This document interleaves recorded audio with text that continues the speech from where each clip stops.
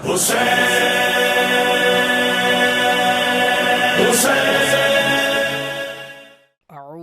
باللہ من الشیطان الرجیم بسم اللہ الرحمن الرحیم قل اعوذ برب الناس ملک الناس الہ الناس من شر الوسواس الخناس الذي يوسوس في صدور الناس من الجنة والناس صدق اللہ العظیم۔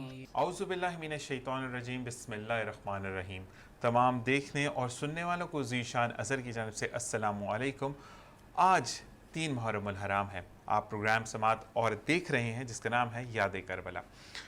یاد کربلا ہم جو پروگرام آپ کے لیے لے کر آئے ہیں اس میں ان باتوں کو دوبارہ اجاگر کرنا جو کہ ہم شاید کہیں ہمیں غلطی نہ ہو جائے یا سننے میں ہم سے کچھ کوتاہی نہ ہو جائے یا بیان کرنے میں کوتاہی نہ ہو جائے، تو ہر دفعہ وینس ایچ ڈی آپ کے لیے پروگرام لے کر آتا ہے تاکہ آپ جو چیزیں بھول چکے ہیں ان کو ریکال کر دیا جائے، اور اگر ہمیں کچھ چیزیں سمجھ نہیں آ رہی، جیسے کہ کل میری غلطی جو درست کی گئی وہ یہ تھی کہ میں یہاں پر یہ چیز غلط بولتا ہوں، تو آف دی ایئر کافی چیزیں ہو رہی ہوتی ہیں جو کہ ہمیں سیکھنے کا موقع دیتی ہیں۔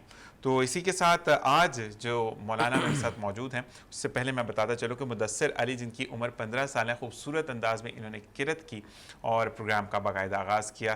جیتے رہیے مدثر۔ اور اسی کے ساتھ ساتھ میں بتاتا چلوں کہ جن مولانا نے ہمیں جوائن کیا ہے امام اور خطیب ہے ماشاءاللہ، اور میری جو پہلی زندگی کی ٹرانسمیشن تھی جو کہ میں نے یاد کربلا ہی کی تھی لاسٹ ایئر، اس میں بھی انہوں نے بہت ساتھ دیا، اس وقت میری طبیعت بھی ناساز تھی، اور محمد حسن رضا ان کا نام ہے، ان کو خوش آمدید کہتے ہیں۔ السلام علیکم۔ وعلیکم السلام۔ کیسے مزاج ہیں؟ الحمدللہ، آپ سنائیں ٹھیک ہیں آپ؟ اللہ کا کرم ہے امام صاحب، بس یہی چیز کہ بہت بہت شکریہ کہ بیک ٹو بیک آپ کے پروگرامز چل رہے ہیں لیکن آپ پھر بھی اسٹوڈیوز تشریف لے کر آئے، اور آپ سے وہ باتیں سیکھنے کو ملتی ہیں کہ جو ہم شاید یا تو کہ کافی لوگوں نے نہیں بھی سنی ہوں گی، یا اگر سن لی تو شاید فراموش ہو گئیں کیونکہ وہ دوبارہ ریکال نہیں ہوتی ہیں۔ بس آپ دعا کریں اللہ پاک ہمیں اخلاص دے اور اسی طرح دین متین کی خدمت کرنے کی ہمیں توفیق عطا فرمائے۔ تو آپ کی محبت ہے اور آپ کی محبت کا بھی ہم شکر گزار ہیں اور آپ کا شکریہ ادا کرتے ہیں، اور دعا ساتھ یہ کرتے ہیں کہ اللہ تعالیٰ آپ کی اور ہماری اور اس چینل کی محبت جو ہے یہ برقرار رکھے۔ آمین آمین۔ اور حسن بھائی میں ایک چیز اور کہ چاہے تھوڑا لیٹ ہو گیا لیکن عمرے کی بہت مبارک ہو آپ کو بھائی، اور جب ہم پروگرام کر رہے تھے لاسٹ ایئر تو آپ نے یہی کہا تھا کہ عمرے پر جانا ہے، اور ماشاءاللہ بھائی عمرے پر تھے، میری ان سے بات ہوئی تو مجھے انہوں نے بتایا کہ بھائی میں تو عمرے پہ ہوں اور میں نہیں آ سکتا، تو اللہ تعالیٰ آپ کو ہر دفعہ لے کر جائے، اور اب جب بھی آپ جائیں تو ہمیں کہتے ہیں نا کہ ہر کسی کو دعا میں یاد رکھتے لیکن وہاں جا کر یہ دعا ضرور کرنی کہ اللہ تعالیٰ ہمیں بھی بلوائے۔ انشاءاللہ یہ وہ تو جگہ، وہ دربار تو ایسا ہے کہ زندگی کا مزہ اور زندگی کا سکون اگر بندے کو کہیں میسر آتا ہے تو وہ خانہ کعبہ ہے یا مدینہ شریف، بالکل ایسا ہی ہے، ایسا سکون وہاں پر ہے۔ تو دعا بندے کو یہی کرنی چاہیے کہ اللہ تعالیٰ جو نہیں گیا اس کو بھی اور جو جا چکا اس کو بار بار یہ دیکھنے کی سعادت نصیب فرمائے۔ آمین ثم آمین۔ اور اسی کے ساتھ ساتھ میں یہ کہوں گا کہ فیملی کے ساتھ تو جانا خواب ہوتا ہے، لیکن میں یہ حسن بھائی آپ سے بھی کہوں گا کہ رمیز بھائی جو کہ چیزوں کو اکوموڈیٹ کر رہے ہوتے ہیں، میں ان کے لیے بھی کہوں گا کہ اچھا اس بندے کے اندر بہت لگن اور جستجو ہے کہ ماشاءاللہ اگر لیٹ بھی ہو رہے ہیں تو وہ نماز پراپرلی پڑھ کر جاتے ہیں، اور اس کے بعد چیزیں بتا رہے ہوتے ہیں ایسے نہیں ہے ایسے نہیں ہے، میرے کان میں جو ایٹاپ لگا ہوا ہے اس کے اندر مجھے غلطیاں سدھارے ہوتے ہیں، تو اللہ تعالیٰ میرے بھائی کو بھی اپنے گھر کا مہمان کرے۔ اور حسن بھائی آج 3 محرم الحرام ہے، اس حوالے سے میرا سوال یہ ہے کیونکہ ہم نے جب حسن بھائی سے بات کی تو انہوں نے کہا کہ کیوں نہ تیسرا دن شان حضور کے حوالے سے بات کی جائے، تو ٹاپک آپ نے ہی تجویز کیا تھا مجھے، تو نبی کریم صلی اللہ علیہ وسلم کی جب بھی بات آتی ہے تو دل میں ایک چیز آتی ہے کہ رحیم ہے، رحم کرتے ہیں، صحیح فیصلہ کرتے ہیں، حق کی بات کرتے ہیں۔ تو اسی حوالے سے میں آپ سے یہ پوچھنا چاہوں گا دیکھنے اور سننے والوں کے لیے کہ رحم کرنے والوں کی ذات کے اندر کن کن عنصر کا ہونا بہت زیادہ ضروری ہے؟ اعوذ باللہ من الشیطان الرجیم، بسم اللہ الرحمن الرحیم۔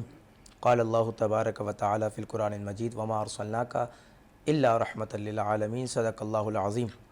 تمام تعریف اللہ تبارک و تعالی کے لیے، اور درود شریف کے گجرے، درود شریف کا ہدیہ حضور نبی پاک صلی اللہ تعالیٰ علیہ وسلم جو کہ تمام جہاں کے لیے رحمت ہے، دو جہاں کے لیے اللہ تعالیٰ نے انہیں رحمت بنا کر کے بھیجا ہے، ہم ان کی بارگاہ میں پیش کرتے ہیں۔ اس کے بعد جی ذیشان بھائی، اللہ تبارک و تعالیٰ نے فرمایا ہے وَمَا أَرْسَلْنَاكَ إِلَّا رَحْمَةً لِلْعَالَمِينَ۔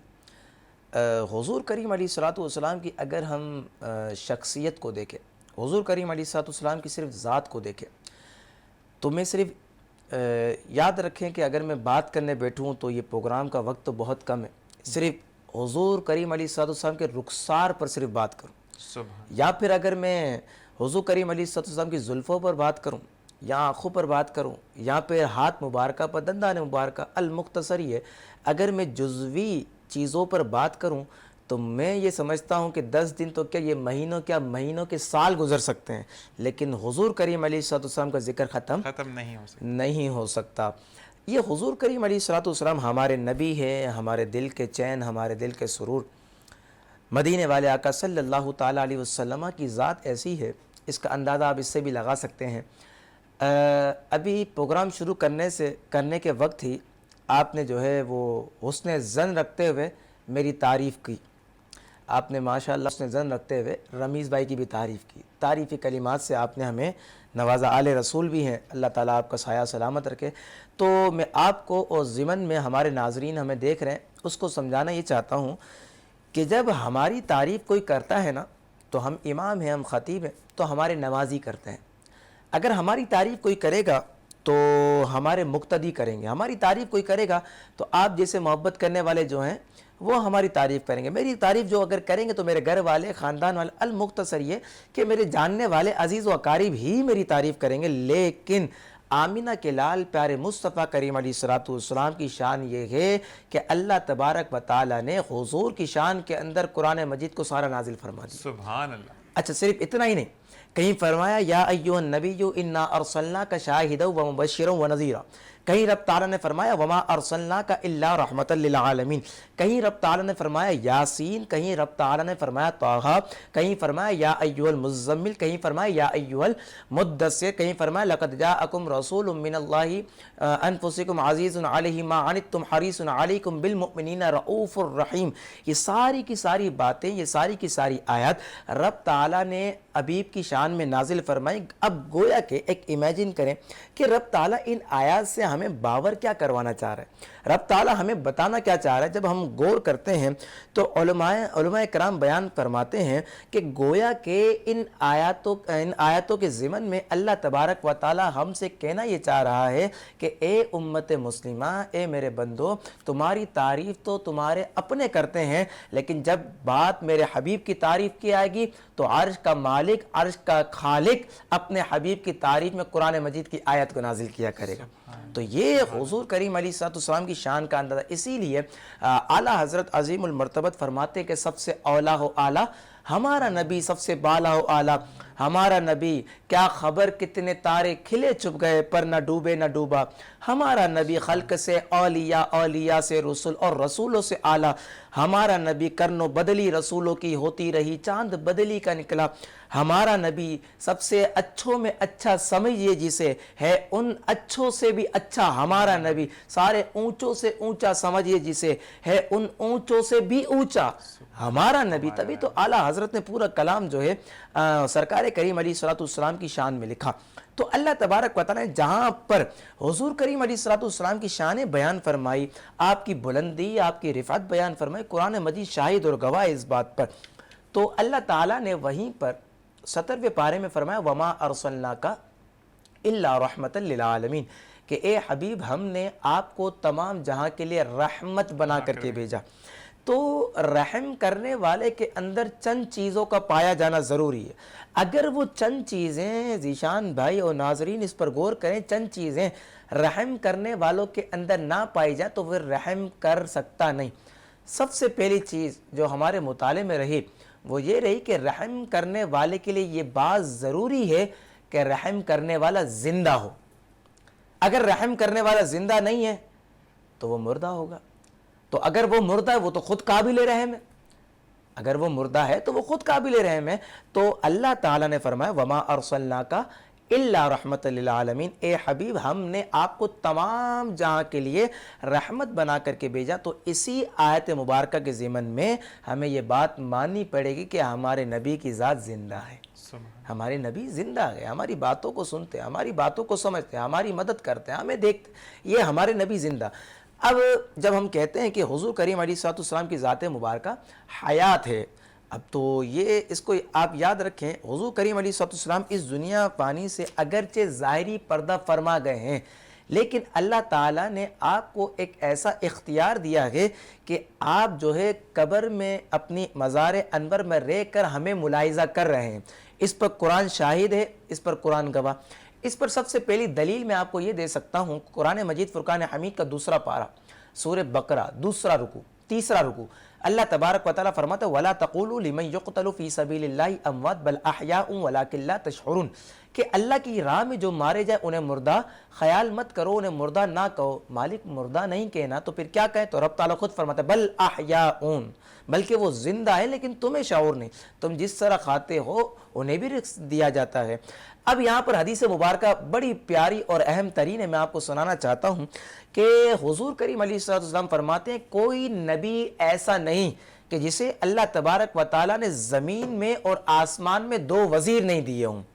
सबको दिए तो मुझे भी दिए। साहबा इकराम ने अर्ज़ की या रसूलल्लाह, आपको ज़मीन के अंदर दो वज़ीर जो दिए उनका नाम क्या है? बोला एक अबू बकर है, दूसरे उमर है। कहा आसमान के जो दो वज़ीर हैं उनका नाम क्या है? बोला एक जिब्राइल है, दूसरे मीकाइल है। अब यहाँ पर एक बात खत्म। अब इससे दूसरी बात समझने को क्या मिलती है, इसको आप ज़रा समझिएगा। सब जानते हैं वज़ीर किसके होते हैं? सुल्तान के होते हैं। वज़ीर किसके होते हैं? बादशाह के होते हैं। वज़ीर किसके होते हैं? अमीर के होते हैं। वज़ीर किसके होते हैं? काजी के होते हैं। तो वज़ीर जो है अपने बड़े के मातहत अंडर में रहकर काम करते हैं।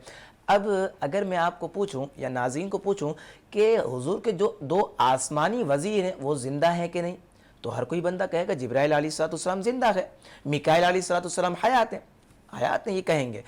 अब अगर मैं कहूँ ज़मीनी दो वज़ीर जो हैं, एक अबू बकर सिद्दीक है और दूसरा उमर फ़ारूक, अभी यौम हज़रत उमर फ़ारूक रज़ियल्लाहु तआला अन्हु का गुज़रा, तो आपको पता होगा और बताया भी होगा, और जुमे के खुतबों के अंदर भी उलमा इकराम ने तकरीर करते हैं इस पर कि हज़रत उमर फ़ारूक रज़ियल्लाहु तआला अन्हु को जो है वो फजर की नमाज के दौरान शहीद किया गया था। एक शख्स ने आकर आपको खंजर मारा था, जो जख्म की ताब आप ना ला सके। बिल आखिर पहली मुहर्रम को आपने इस दुनिया फ़ानी से रुखसत इख्तियार की। ये हज़रत उमर फ़ारूक की शहादत की बात बताई। दूसरे हज़रत अबू बकर सिद्दीक रज़ियल्लाहु तआला अन्हु, उलमा इकराम ने इनके बारे में फरमाया है ज़ीशान भाई कि सांप ने आपको डसा था, हज़रत अबू बकर सिद्दीक को सांप ने आपको गार में डसा था। जब आपकी आखिरी ज़िंदगी आई तो सांप का जो डसने का जो जहर था वो आपकी आखिरी ज़िंदगी में ओत कर आया, और उलमा ने लिखा कि इसी वजह से आपको इस दुनिया पानी से रुखसत होना पड़ा और आप इस दुनिया पानी से रुखसत हुए। तो आपकी शहादत जो है ये शहादत सिर्री है। और शहीद के बारे में रब ताला ने क्या कहा? वला तक़ूलू लिमन युक़तलु फ़ी सबीलिल्लाहि अमवात, जो अल्लाह की राह में मारे जाए उन्हें मुर्दा ख्याल ना करो, बल अहयाउन वलाकिन ला तशऊरून, बल्कि वो जिंदा हैं। तो आसमानी दो वज़ीर भी जिंदा हैं, ज़मीनी दो वज़ीर भी जिंदा हैं। तो मैं आपसे छोटा सा और नाजरीन से छोटा सा सवाल पूछना चाहता हूँ कि जिस बादशाह के वज़ीर को अल्लाह ताला ने ज़िंदगी अता की है कब्र में जाने के बाद भी, तो अल्लाह तबारक व तआला ने ऐसे बादशाह आमिना के लाल प्यारे मुस्तफ़ा को कैसी ज़िंदगी अता की होगी? सुभान अल्लाह। तो रहम करने वाले के लिए ये बात ज़रूरी है कि रहम करने वाला ये ज़िंदा हो। अगर रहम करने वाला ज़िंदा नहीं होगा तो नाज़रीन इकराम वो खुद काबिले रहम हुआ करता है। ठीक है जी। और मज़ीद यही चीज़ के हसन भाई आपसे मैं ये पूछूंगा कि नबी करीम सल्लल्लाहु अलैहि वसल्लम की जब हम बात करते हैं, जो कि क्योंकि प्रोग्राम का बेसिकली मकसद यही होता है कि हम लोगों को उन तालीमात की तरफ भी लेकर जाएं जो कि बहुत ज़्यादा ज़रूरी जी।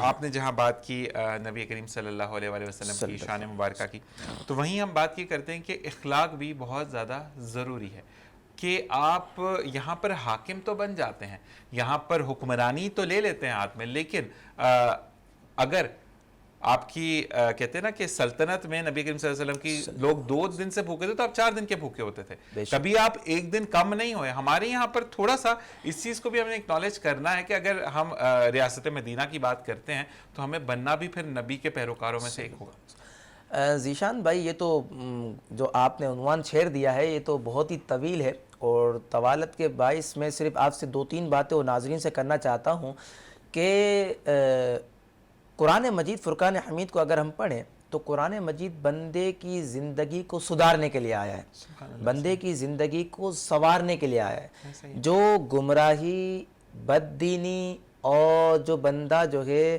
بے دینی کی راہ اختیار کیے ہوئے ہے، قرآن مجید اس راہ سے اٹھا کر کے جو نور والی راہ ہے، جو ہدایت والی راہ ہے، اس پر چلانے کے لیے آیا ہے۔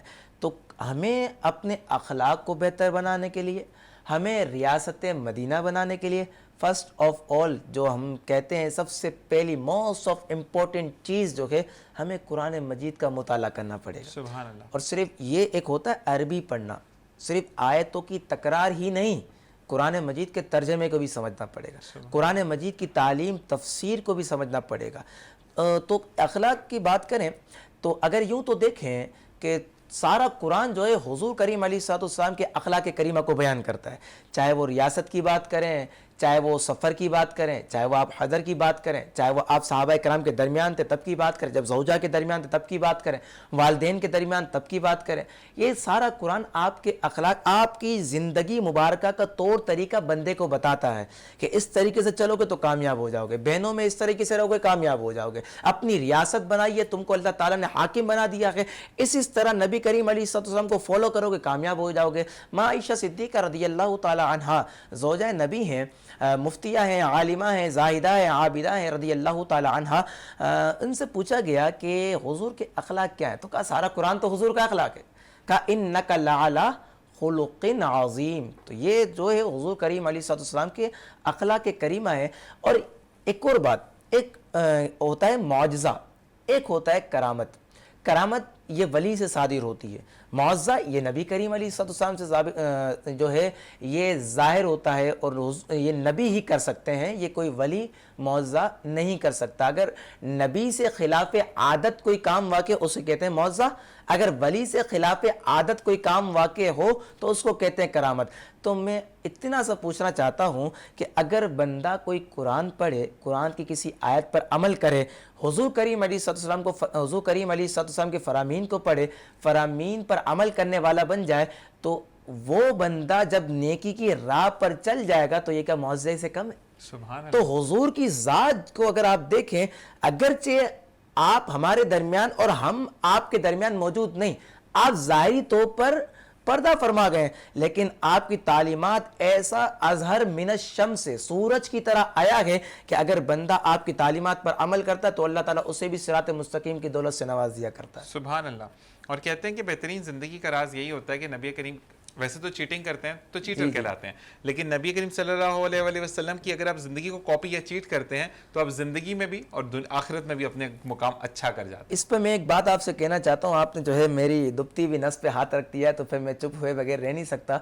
یاد رکھو ہمارے معاشرے میں ایک باطنی بیماری پائی جاتی ہے، اس کا نام ہے حسد۔ بالکل ایسا ہی ہے۔ یہ اگر ظاہری بیماری ہوتی ہے تو بندہ ڈاکٹر کے پاس جاتا ہے، بخار ہو گیا، گلے میں درد، یہ ساری ظاہری بیماری ہے تو بندہ ڈاکٹر سے رجوع کرتا ہے۔ لیکن ہمارے اندر باطنی بیماریاں بھی پائی جاتی ہے، وہ الگ بات ہے کہ ہمیں جو ہے معلوم ہی نہیں ہوتا۔ باطنی بیماریاں بہت ساری ہے، حسد، بغض، تکبر، کینہ، اسی طرح شماتت، یہ ساری کی ساری باطنی بیماری ہے۔ تو حسد کی جو میں بات کر رہا تھا اور آپ کی بات سے اس بات کو جوڑنا چاہتا ہوں، وہ یہ ہے کہ دیکھو ہمارا دین ہے نا، دو دین، ان الدین عند اللہ الاسلام، کہ دین بے شک اللہ کے نزدیک وہ اسلام ہی، ایک بات۔ دوسری بات، اللہ تبارک و تعالیٰ نے تیسرے پارے کے اندر ارشاد فرمایا لا اکراہ فی الدین، دین میں کوئی جبر نہیں ہے، دین تو بالکل آسان ہے۔ وہ الگ بات ہے کہ لوگوں نے اپنے سامنے دین کو ایسا سمجھ لیا کہ چلنا ہی مشکل ہے۔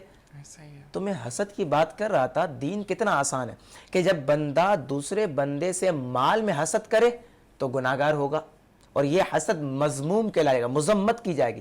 اسی طرح کہ آپ کو خوشی ملی اور یہی خوشی میرے پاس آ جائے، میں اس چیز کی تمنا دل میں پیدا کروں تو یہ بھی حسد ہو جائے گا، اور یہ میں آپ سے جیلس کر رہا ہوں، تو اس وجہ سے جو ہے یہ بھی مذموم ہے، اس کی بھی مذمت قرآن و حدیث کے اندر موجود ہے۔ لیکن آپ تہجد پڑھ رہے ہیں، آپ 5 ٹائم کی نماز پابندی کے ساتھ پڑھ رہے ہیں اور میں آپ سے یہ حسد کروں یار ذیشان بھائی 5 ٹائم کی نماز پڑھ رہے ہیں, میں 5 ٹائم کے ساتھ ساتھ تہجد کی بھی نماز پڑھوں گا. تو یہ جو حسد میں نے کیا نا, تو یاد رکھیں یہ جو حسد کرنا ہے نا, اللہ تعالیٰ کے نبی کریم علیہ الصلوۃ والسلام نے فرمایا یہ حسد کرنا بندے کی نیکیوں میں اضافہ کرتا ہے. سبحان اللہ. تو بندے کو چاہیے کہ اگر وہ حسد کرتا ہے تو نیکیوں میں کرے نا, کہ اللہ تعالیٰ اس پر بھی اس کو ثواب اور اجر عطا فرمائے. اور صحابہ کرام آپس میں ایسا معاملہ ایسا رویہ اختیار فرماتے تھے, آپ اس سے ثابت ہے صحابہ کرام سے, کوئی ادھر ادھر کی بات نہیں. یہ بخاری شریف سے بھی ثابت ہے, مسلم شریف کی حدیث مبارکہ کے ذریعے بھی یہ بات ثابت ہے کہ صحابہ کرام آپس میں ایسا کیا کرتے. تو بات یہ باطنی بیماری سے چلی تھی. تو باطنی بیماری کے بارے میں ذیشان بھائی یہ ہے کہ جب ظاہری بیماری ہوتی تو بندہ کیا کرتا ہے, ڈاکٹر سے رجوع کرتا ہے. جب باطنی بیماری ہو تو بندے کو چاہیے اللہ کے ولیوں سے رجوع کرے. جب بندہ اللہ کے ولیوں سے رجوع کرتا ہے نا, تو اللہ کا ولی بندے کے دل پر نگاہ ڈالتا ہے, اللہ تعالیٰ سامنے والے بندے کے دل کی دنیا کو تبدیل فرما دیا کرتا ہے. پھر جب دل کی دنیا تبدیل ہو جاتی پھر دل کیا بن جاتا ہے کہ یہاں پر علماء نے یہ بھی لکھا, پھر دل بندے کا عام دل نہیں ہوتا, دل ہوتا ہے تو پیارے آقا کا مدینہ بن جایا کرتا ہے. سبحان اللہ, سبحان اللہ, سبحان اللہ. حسن اسی کے ساتھ ایک بریک کی طرف جائیں گے, واپس آئیں گے, کنٹینیو رہیں گے بات چیت. لیکن جاتے جاتے صرف ایک بات کہ حسد بہت بری بیماری ہے اور حسد سے دور رہنا ہی زندگی کو بہت منظم بناتا ہے. اور اگر آپ کو کوئی چیز اچھی لگتی ہے تو اللہ تعالیٰ کی پہلے شان میں یہ کہیں کہ یا اللہ تو بڑا رحم کرنے والا ہے, تو رحیم ہے, تو کریم ہے, تو عطا کرنے والا ہے, تو نے اس کو عطا کیا میرے مولا, مجھے بھی عطا کر. تو یہ اللہ تعالیٰ ادا پر بھی آپ کو نوازتا ہے. اسی کے ساتھ ایک وقت السلام علیکم ورحمۃ اللہ.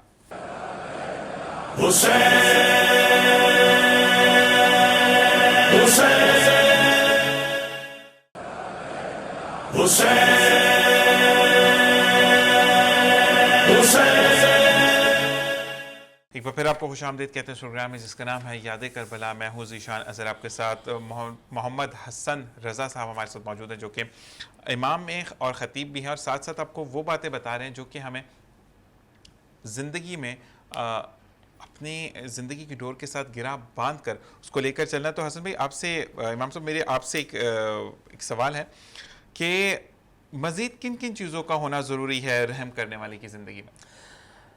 بسم اللہ الرحمن الرحیم. ذیشان بھائی بریک سے پہلے ہم نے گفتگو کی تھی اور ایک چیز میں نے بتائی تھی کہ رحم کرنے والے کے لیے یہ بات ضروری ہے کہ رحم کرنے والا زندہ ہو. اور ہم مانتے ہیں کہ حضور کریم علیہ السلام کی ذات مبارکہ جو ہے مدینے میں آرام فرما ہے, لیکن ہم غلاموں کو دیکھ بھی رہی ہے, اور یہی ہمارا عقیدہ ہے. تو علماء کرام نے مختلف چیزیں اور اس کے بارے میں لکھی ہیں کہ رحم کرنے والے کے لیے یہ بات ضروری ہے کہ رحم کرنے والا موجود ہو. اس کے ساتھ ایک اور بات میں ملا سکتا ہوں کہ وہ یہ ہے کہ رحم کرنے والا موجود بھی ہو اور دیکھ بھی رہا ہو. صحیح. اب آپ مجھے بتائیں, رحم کرنے والا جو بھی ہے زندہ ہے, موجود ہے, لیکن دیکھ نہیں رہا, کیسے رحم کرے گا؟ جب حضور کریم علیہ السلام کو رحمت للعالمین مانتے ہیں ہم, تو پھر ہمیں یہ ماننا بھی پڑے گا کہ حضور کریم علیہ السلام کی ذات حاضر بھی ہو ناظر بھی, یعنی آپ کی ذات موجود بھی ہے اور آپ ہمیں دیکھ بھی رہے ہیں, ناظر بھی ہیں.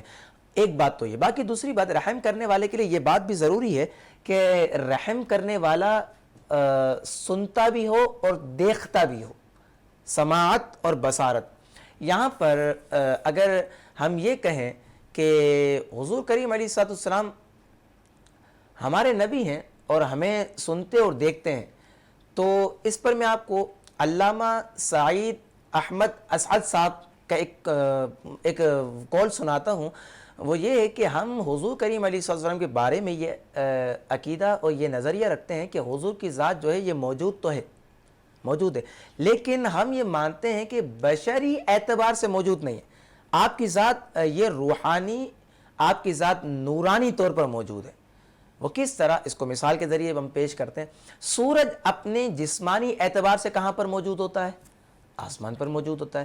تو سورج, آفتاب اپنی جسمانی اعتبار سے آسمان پر موجود ہوتا ہے, لیکن اپنی روشنی کی کرنیں کہاں تک پہنچاتا ہے؟ دور دور تک پہنچاتا ہے. اسی طرح آفتاب نبوت حضرت محمد مصطفیٰ صلی اللہ تعالی علیہ وسلم ہیں تو مدینہ شریف میں گنبد خضرا کے سائے میں آرام فرما گئے, لیکن آپ کی روحانیت آپ کی نورانیت اس ساری کائنات میں پھیلی ہوئی ہے. سبحان اللہ. تو آپ روحانی طور پر ہر جگہ موجود ہے. یہ میں نے وضاحت کر دی تاکہ ہمارے ناظرین کو سننے میں اور پھر اس کو سمجھنے میں اور آسانی ہو. تو رحم کرنے والے کے لیے یہ بات بھی ضروری ہے موجود بھی ہو، یعنی حاضر بھی ہو ناظر بھی ہو. اور رحم کرنے والے کے لیے یہ بات بھی ضروری ہے کہ رحم کرنے والا سنتا بھی ہو اور دیکھتا بھی. اگر سنے گا نہیں تو پھر وہ رحم کیسے کرے گا؟ اگر وہ دیکھے گا نہیں تو پھر رحم کیسے کرے گا؟ یہاں پر اعلیٰ حضرت نے یہ بھی فرمایا ہے کہ ہم یہاں سے پکاریں وہاں وہ سنے، مصطفیٰ کی سماعت پر لاکھوں سلام. کہ اگر بندہ مشکل کے وقت میں اگر اپنے نبی کو یاد نہیں کرے گا تو پھر کس کو یاد کرے گا؟ اور بندے کا یہ ایمان ہوتا ہے اور بندے کے دل میں کہیں نہ کہیں یہ بات چھپی ہوتی ہے کہ جب وہ بندہ پریشان ہوتا ہے نا تو اپنے دل میں اپنے نبی کو یاد کرتا ہے. کیوں؟ اس کی بھی ایک وجہ ہے. اس کی وجہ بھی یہی ہے کہ ہمارے نبی نے راتوں کو رو رو کر اللہم اغفر لامتی اللہم اغفر لامتی کی دعائیں اپنے رب سے کی. ہماری بخشش کے لیے دعائیں اپنے رب سے کی، اللہ تبارک و تعالیٰ سے کی. تو اب ہمارے نبی نے ہمیں یاد رکھا تو کیا اب امتی کا یہ فرض نہیں کہ اپنے نبی کو یاد رکھے؟ تو بندے کو چاہیے مشکل کے وقت میں اپنے نبی کو پکارے. اگرچہ میں بالکل آپ کے سامنے ناظرین کو سمجھاتا ہوں کہ مدد کرنے والا اللہ ہے اور غیب کا جاننے والا اللہ ہے، شاہد اللہ تبارک و تعالیٰ کی ذات ہے. لیکن یہ ساری صفتیں نا، علم، قدرت، سماعت، بصارت، یہ ساری کن کہنا، ارادہ فرمانا، یہ ساری کی ساری صفتیں ہیں. یہ جب یہ ساری کی ساری صفتیں اللہ تعالیٰ کی طرف اگر ہم منسوب کریں گے نا تو وہ صفتیں ازلی ہوں گی، ابدی ہوں گی اور ذاتی ہوں گی. یعنی اللہ تبارک و تعالیٰ کو کسی نے دی نہیں ہے، اس کی ذاتی ہے. ہاں اگر یہی صفتیں آپ کے اندر پائی جائیں، میرے اندر پائی جاتی ہیں، آپ بھی دیکھ رہے ہیں میں بھی دیکھ رہا ہوں، آپ بھی سن رہے ہیں میں بھی سن رہا ہوں، اللہ تعالیٰ بھی سن رہا ہے اللہ تعالیٰ بھی دیکھ رہا ہے، اسی طرح نبی بھی سن رہے ہیں نبی بھی دیکھ رہے ہیں. تو بندے اللہ تعالیٰ کے اندر بھی وہ صفت، بندے کے اندر بھی صفت. تو یہ شرک نہیں. اس کا آسان سے تطبیق یہ دیتے ہیں جب نسبت اللہ تعالیٰ کی طرف ہوگی تو معنی کیا بنے گا؟ وہ ذاتی ہے، ازلی ہے، ابدی ہے. اور بندے کی طرف یعنی مخلوق کی طرف اس کی نسبت کریں گے تو معنی کیا بنے گا؟ عطائی ہے. اللہ تعالیٰ نے عطا کیا. اگر اللہ تعالیٰ عطا نہیں کرتا تو آپ اور میں جو ہے نہیں دیکھ سکتے. ایسا ہی یہ بات. تو حضور کریم علیہ الصلوۃ والسلام کو اللہ تبارک و تعالیٰ نے سننے کی صلاحیت، سننے کی صفت عطا فرمائی ہے، بصارت عطا فرمائی ہے. تو رحم کرنا جب اللہ تعالیٰ نے فرما دیا وما ارسلناک الا رحمۃ للعالمین، تو پھر بندے کو ماننا پڑے گا کہ حضور کریم علیہ الصلوۃ والسلام ہمیں دیکھتے بھی ہیں اور ہمیں سنتے بھی ہیں. ایک اور بہت ہی اہم ترین نقطہ میں آپ کے سامنے پیش کرتا ہوں. بظاہر تو ہم دیکھیں وما ارسلناک الا رحمۃ للعالمین، کتنی چھوٹی آیت مبارکہ ہے لیکن کتنی شاندار ہے، کتنی جاندار ہے، اپنے اندر کتنے مفہوم کو گھیرے ہوئے ہے. رحم کرنے والے کے اندر ایک اور چیز ہونا ضروری ہے، وہ یہ ہے کہ وہ مرحم کے حالات سے واقف ہو. اب یہ نیا ورڈ ہوگا ہمارے ناظرین کے لیے، مرحم. ایک ہوتا ہے مرہم، ہاتھی والا ہاتھ جو زخم پر لگایا جاتا ہے پھر زخم درست ہو جاتا ہے، ایک وہ مرہم. ایک ہوتا ہے مرحم، حلوے والا ہاتھ. مرحم یہ مفعول کا صیغہ ہے، اردو جاننے والے اور عربی جاننے والے بھی اس بات کو جانتے ہیں. مرحم وہ ہوتا ہے کہ جس پر رحم کیا گیا. حضور کی ذات رحمت للعالمین، آپ پر بھی رحم ہو رہا ہے، مجھ پر بھی رحم ہو رہا ہے. ارے حضور نے رحم فرمایا گئے تو ابو لہب پر بھی رحم فرمایا، ابو جہل پہ بھی رحم فرمایا. کہ آپ نے وہ واقعہ نہیں سنا کہ ابو جہل کو بتایا تھا کہ آپ کے فلاں آپ کے حضرت عبداللہ کے گھر پر جو ہے شہزادے کی ولادت ہوئی ہے، تو ابو جہل نے لونڈی کو آزاد کیا تھا. تو اسی وجہ سے لونڈی کو خوشی میں کیا تھا، خوشی میں ابو جہل نے لونڈی کو آزاد کیا. تو اللہ تبارک و تعالیٰ نے یہ صلہ دیا کہ اسے ہفتے میں ایک دن اس انگلی سے جو ہے پانی پینے کا جو ہے میسر آتا ہے. حالانکہ وہ تو ایسا بدبخت ہے کہ جس کے بارے میں قرآن کی آیتیں نازل ہوئی ہیں، حضور کو بڑی تکلیف پہنچائی، لیکن وہ بھی حضور کی رحمت سے محروم نہیں ہے. جب وہ حضور کی رحمت سے محروم نہیں ہے تو پھر آپ اور میں، ہماری ناظرین کیسے حضور کی رحمت سے محروم ہو سکتے ہیں؟ حضور کی رحمت ہم تمام کو گھیرے ہوئے ہے. تو مرحم کے حالات سے واقف ہو. کیا مطلب؟ یعنی رحم کرنے والا یہ جانتا ہو کہ اس شخص کی مدد کرنی ہے، اس شخص پر رحمت کرنی ہے تو کس انداز میں کرنی ہے، کس طرح کی کرنی ہے، کس طرح کی مدد، کس طرح کی رحمت اسے فائدہ دے گی. اور کب کب اس پر رحمت کرنی ہے. مثال کے طور پر ناظرین یا پھر ہم کہیں جائیں اور ہم دیکھیں آگ جل رہی ہے تو ہم کیا کریں گے؟ اس میں تیل ڈیزل یا پیٹرول ڈالیں گے یا پانی سے اس کو بجھائیں گے؟ پانی سے بجھائیں گے، کیونکہ عقل کا تقاضا یہی ہے.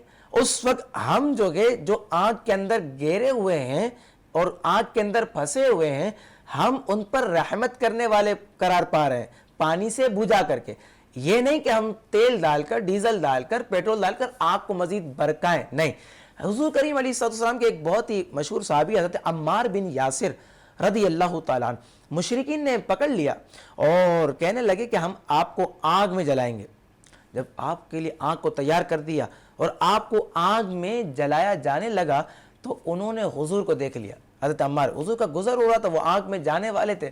حضرت عمار بن یاسر نے حضور کو دیکھا اور ڈائریکٹ فرمانے لگے اغثنی یا رسول اللہ، اغثنی یا رسول اللہ، یا رسول اللہ دیکھیں نا یہ مجھے جلا رہے ہیں، یہ مجھے آگ میں پھینک دیں گے، آپ میری مدد فرمائیں. تو حضور کریم علیہ السلام نے ارشاد فرمایا قل یا نار کونی بردا وسلاما علی عمار، اے آگ میرے عمار پر ٹھنڈی اور سلامتی والی ہو جا. ایک تو یہ مقام تھا، اور ایک وہ مقام تھا جب حضرت ابراہیم علیہ السلام کو آگ میں ڈالا جا رہا تھا تو اللہ تبارک و تعالیٰ نے کیا فرمایا تھا؟ قل یا نار کونی بردا وسلاما علی ابراہیم، کہ اے آگ میرے ابراہیم پر ٹھنڈی اور سلامتی والی ہو جا. یہ ایک مقام. دوسرا مقام حضور فرمایا قل یا نار کونی بردا وسلاما علی عمار. اب مورخین کہتے ہیں اس وقت جتنے بھی لوگ موجود تھے کہ جب حضرت عمار بن یاسر کو آگ میں ڈال دیا گیا، حضور نے آگ سے حکم فرما دیا کہ خبردار عمار بن یاسر کے بال کو بھی باقی کیا ہے. تو دیکھنے والوں نے دیکھا، سننے والوں نے سنا. مورخین نے یہاں پر گفتگو کی جب حضرت عمار بن یاسر کو آگ سے باہر نکالا گیا تو آگ نے آپ کے بال کو بھی باقی نہیں کیا تھا. سبحان اللہ. تو رحم کرنے والے کے لیے یہ بات ضروری ہے کہ رحم کرنے والا مرحم کے حالات سے واقف ہو. جب وہ مرحم کے حالات سے واقف نہیں ہوگا تو بات یہ ہو جائے گی وہ پانی کی جگہ پر پیٹرول ڈال دے گا، پانی کی جگہ ڈیزل ڈال دے گا. تو جب حضور کریم علیہ السلام کو آپ میں بلکہ سارا جہاں ہم مانتے ہیں کہ حضور کریم علیہ السلام رحمت للعالمین ہیں، تو ہمیں یہ ماننا پڑے گا کہ حضور کریم علیہ السلام کی ذات مبارکہ زندہ ہے، حضور حاضر بھی ہیں، حضور ناظر بھی ہیں، حضور سمیع بھی ہیں، حضور بصیر بھی ہیں، اور حضور ہمارے دلوں کے حال سے واقف بھی ہیں. سبحان اللہ. اور اس لیے کہتے ہیں کہ جب ہم روزے پر جا کر سلام بھیجتے ہیں تو جواب بھی آتا ہے. ایسا ہی بالکل. اور ایک سوال اور، کیونکہ باتوں سے ہی ایک سوال کہ حضور کی رحمت کن کن لوگوں کو میسر ہے اور کن کن لوگوں کو میسر نہیں ہے؟ بڑا بہترین آپ نے یہ سوال کیا. میں نے آپ سے ابھی پچھلی گفتگو میں کہا وما ارسلناک الا رحمت للعالمین. بظاہر تو یہ کیا ہے؟ چھوٹی سی آیت مبارکہ، لیکن اپنے اندر بڑا مفہوم یہ گھیر کے جو ہے گھیرا ہوا ہے اس آیت مبارکہ نے. اب آپ کا سوال یہ ہے کہ حضور کریم علیہ السلام کی رحمت کن کن پر ہے. اس کے جواب کے لیے میں یہ کہتا ہوں کہ بندہ اس آیت مبارکہ ہی کا تلاوت کرے. یہی آیت مبارکہ آپ کو جواب دے گی کہ حضور کی رحمت کن کن پر ہے. بڑی بہترین اس کی توجیہ علماء کرام نے ارشاد فرمائی ہے کہ حضور کریم علیہ السلام کے لیے اللہ تبارک و تعالی نے فرمایا وما ارسلناک الا رحمتا للعالمین. للعالمین، تمام جہانوں کے لیے رحمت ہے، تمام عالمین کے لیے حضور رحمت ہے. اب جو چیزیں عالم کے اندر داخل ہیں حضور کی ذات اس کے لیے رحمت ہے. اس عالم میں انسان داخل ہے حضور اس کے لیے رحمت ہے. اس عالم میں جانور داخل ہے حضور اس کے لیے رحمت ہے. اس عالم میں پرندے داخل ہیں حضور اس کے لیے رحمت ہے. اس عالم میں پروانے داخل ہیں حضور اس کے لیے رحمت ہے. زمین داخل ہے اس کے لیے رحمت، آسمان داخل اس کے لیے رحمت، عرش داخل اس کے لیے رحمت، جبرائیل داخل اس کے لیے رحمت، سارے فرشتے داخل اس کے لیے رحمت ہے. تو جو اس عالم کے اندر داخل ہے اللہ تبارک و تعالیٰ نے تمام عالم کے لیے اگر رحمت بنایا تو آپ کے اور میرے نبی آمینہ کے لال پیارے مصطفیٰ کو بنا کر کے بھیجا. سبحان اللہ سبحان اللہ. اور یہی چیز میں نے سنی بھی تھی اور پڑھی بھی تھی کہ شہد کی مکھی سے پوچھا گیا کہ تم تو ڈیفرنٹ डिफरेंट फूलों पे बैठती हो, लेकिन किसी का रस कड़वा होता है, किसी का कैसा होता है, तो तुम्हारा जब शहद तैयार होता है तो वो मीठा कैसे होता है? तो उसने जवाब दिया कि मुझे नहीं पता कि क्या है क्या, लेकिन मैं जब रस चूसने जाती हूँ तो उससे पहले दुरूद पाक पढ़ लेती हूँ। तो ये चीज कहते हैं ना कि दुरूद पाक की वैसे शिफात बहुत है, और आप जब पढ़ते हैं निस्बत भी ये रखें कि पहले और आखिर यानी स्टार्टिंग और एंडिंग में जिस दुआ के साथ दुरूद पाक होता है वो दुआ कभी रद्द नहीं होती है। सिर्फ और सिर्फ बात यह है कि यहाँ पर मैं मौलाना साहब से भी ये कहूँगा कि हमारे अगर हसद की दुआ है, जैसे कि मैं ये कहूँ कि ये कब इमाम साहब का है, ये इमाम साहब भूल जाए और मुझे मिल जाए जी, नेगेटिविटी की दुआ कबूल नहीं होती। बिल्कुल, अस्तगफिरुल्लाह। काफ़ी लोग ये दुआ करते हैं कि इसने मेरे साथ बुरा किया, ये मर जाए। अल्लाह ताला से दुआ, तो अल्लाह ताला जितना आपसे प्यार करता है उतना ही उस बंदे से भी प्यार करता है। इसके बारे में मैं एक बात फिर कि अल्लाह ताला तमाम लोगों से प्यार करता है, इसके बारे में हम छोटे थे तब से सुनते हुए आ रहे हैं। अभी उम्र जो है हमारी 23 साल की हो गई है, तो हम छोटे से थे तब से ये सुनते हुए आ रहे हैं कि अल्लाह तबारक व ताला बंदे से 70 माओं से ज़्यादा प्यार करता है। 70 माओं से। अब इसको मैं आपको समझाता हूँ। मुझे बताओ ना कि माँ अपने बच्चे से कितनी मोहब्बत करती है, बहुत मोहब्बत। अगर कोई मेरी बहन या वालदा की जगह पर सुन रही हो, वो इस बात का अंदाज़ा लगा सकती हैं कि अगर उसके बच्चे को, चाहे बच्चा वाइट दाढ़ी वाला क्यों ना हो, सफ़ेद दाढ़ी वाला क्यों ना हो, अगर उसकी वालदा हयात है और उसके सफ़ेद दाढ़ी वाले बच्चे को अगर कहीं चोट आ जाए तो वालदा कहाँ फुटती है, चिल्ला उठती है, क्या हो गया भाई, ख्याल करना था। और 100 तदबीरें इख्तियार करती है कि किसी तरह ज़ख्म ठीक हो जाए, किसी तरह ये ठीक हो जाए, इसका मुंह ठीक, यानी ये प्यार और मोहब्बत का एक तकाजा है। अब यहाँ पे उर्दू लुगत के अंदर 2 लफ्ज़ बड़े मशहूर इस्तेमाल होते हैं, एक है इब्तदा और एक है इंतहा।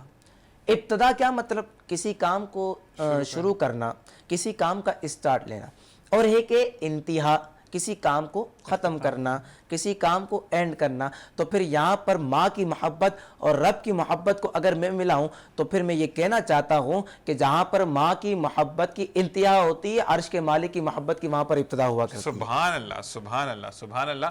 और यही चीज़ के एक वाक़या से याद आ गया कि एक बच्चा जब घर आता है तो भाई मिलता है वो अलहदा बात करता है, बाप मिलता है वो अलहदा बात, लेकिन माँ मिलती है तो कहती है कि बारिश को भी उसी वक्त होना जब मेरा बेटा घर आ रहा था। तो माँ तो वो हस्ती, कहते हैं कि बेटा गलत भी हो उसको डांटेगी लेकिन जहां से लड़ जाती है माँ। तो फिर जब 70 माओ जितना प्यार करने वाला अगर आप उससे मांगते तो क्यों नहीं देगा। मैं सिर्फ एक बात ये कहता हूँ इमाम साहब कि आप जब मांगते हैं तो गिड़गिड़ा कर रो कर मांगे, ऐसे कि मुझे चाहिए जो आपके हक में बेहतर हो, साथ ये दुआ करें। क्योंकि कल ही एक वाकया मैंने पढ़ा, उसमें यही था कि आपकी दुआएं तो कबूल हो जाती हैं, लेकिन आप जब दुआ के साथ ये नहीं मांगते कि ये मेरे हक में बेहतर है तो कबूल हो, तो चीज़ें नेगेटिविटी की तरफ भी चली जाती। तो हमेशा दुआओं को सही तरीके से मांगे, वो देने वाली ज़ात, और वो सिर्फ वही देती है। क्योंकि इमाम साहब अगर हम किसी को देते हैं या किसी की मदद करते हैं 1, 2, 3, 4 दफ़ा से ज़्यादा नहीं कर सकते। और अगर आप नबी करीम सल्लल्लाहु अलैहि वसल्लम की निस्बत से अल्लाह ताला से मांगते तो वो क्यों नहीं देगा, खजाने में कमी नहीं है। बिल्कुल। और वो है कि जो देता वो उनको भी देता जो उसको नहीं मानते, वो उनको भी देता जो उसके मुनकर हैं। तो हम तो मानने वाले उम्मत मोहम्मदी, हम क्यों नहीं, अल्लाह ताला हमें अता करेगा। बस हमारे शायद मांगने में कमी है, उसके देने में कोई कमी नहीं है। और अल्लाह ताला ज़िंदगी में आपको एक वाक़या हुआ मेरे साथ जो मैं शेयर करना चाहूँगा कि बहुत भरोसा किया एक बंदे पे और इमाम साहब उसने भरोसा तोड़ दिया। अच्छा, बड़ा दुख हुआ, बातें बहुत हुई। तो चंद दिन पहले ही एक हदीस गुजरी नज़रों के सामने से कि जब अल्लाह ताला को पता है कि कौन तुम्हारे लिए बेहतर है और कौन तुम्हारे लिए बेहतर नहीं है, अल्लाह ताला फिर उसी दोस्ती में फूट डालता है, वही बंदा आपके लिए बुरा करता है। और जब बुरा करता है तो नताइज सामने आते हैं तो आपको पता लगता है कि वो बंदा आपके लिए सही नहीं था।